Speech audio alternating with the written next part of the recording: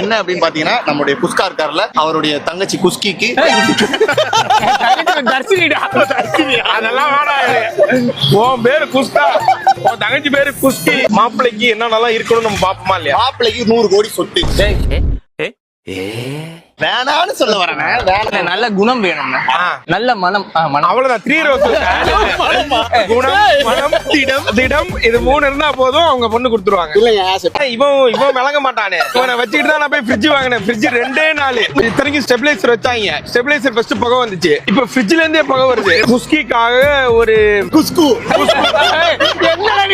ஒரு ஜெர்மன் கம்பெனில ஒர்க் பண்றாப்லையா. ஆனா அது வந்து இவங்க சொந்தக்கார பையனாலும் கூட அவங்களோட நடவடிக்கைகளை நம்ம கொஞ்சம் செக் பண்ணணும். அது இல்லாம எங்க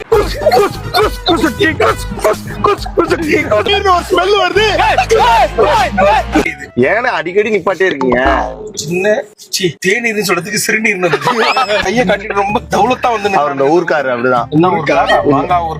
அது நாங்க படிக்காத கூட்டுக்காக நாங்க போயிருக்கோம். போகும்போது சின்ன பையன் யாராவது நடிக்கிற மாதிரி பையன் இருந்தா உங்க ஏரியால இருந்து கூட்டு வாடா நாங்க சொன்னோம். ஒரு சின்ன பையன் ஒருத்தன் வந்தான். ஆனா ஒரு 3rd 4th படிப்பானா, 7 வயசு பையன்பா ஒருத்தன் வந்தான். வந்தோடனே அவனை நான் தான் வந்து ஹாஸ்பிட்டல் இப்படி தூக்கிட்டு போற மாதிரி ஒரு சாட்டு. அதுக்கு முன்னாடி நானும் அவனை உட்காந்துருவோம். சரி பேசி அவன் கூட ஜெல்லாவே அப்படின்னு சொல்லிட்டு உட்காந்துருவோம். இவன் சொல்லிட்டு வேற போறான், அண்ணா நம்ம பையன் தான், நம்ம கொஞ்சம் கெத்து ஏரியால இதுன்னு சொல்லிட்டு போனான். சொல்ல போகும்போது ஒழுங்கா நடுறா அது இது அப்படின்னு சொன்னான். சொல்லி முடிச்சுட்டு இவரு அண்ணன் திட்டமெல்லாம் நடந்து கூடாது புரியுதா அப்படின்னா கொஞ்ச நேரத்துல அவன் என்ன நினைச்சான்னு தெரியல. கூட்டு போனான். நான் அர்த்தத்தையும் பாக்குறேன், அவனையும் பாக்குறேன்.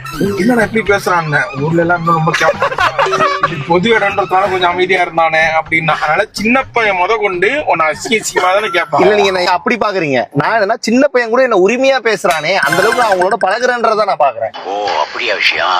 அண்ணா டீ இருக்கா அப்படின்னு கேட்டேன். எத்தனை லிட்டர்னு கேட்டாரு. அண்ணா டீ இருக்கா? எத்தனை லிட்டரு பால், எத்தனை லிட்டரு இருக்கு, எத்தனை நாள் ஆனாலும் எத்தனை லிட்டர் வேணாலும் உங்களுக்கு ரெடி பண்ணிடுவோம். ஏன் மாடு பின்னாடி தான் கட்டிருக்கீங்களா?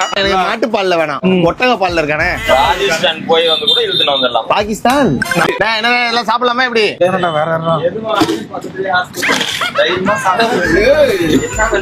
இவ்வளவு கான்பிடன்டான ஒரு மனுஷனா?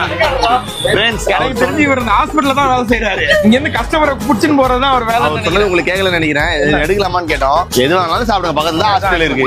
இது வந்து 2 ஒரு வச்சுக்கலாம். ஒன்னு வந்து பேமெண்ட் பண்ணனா இப்படி ஒண்ணு. சிக்கன் இல்லையா? சிக்கனா?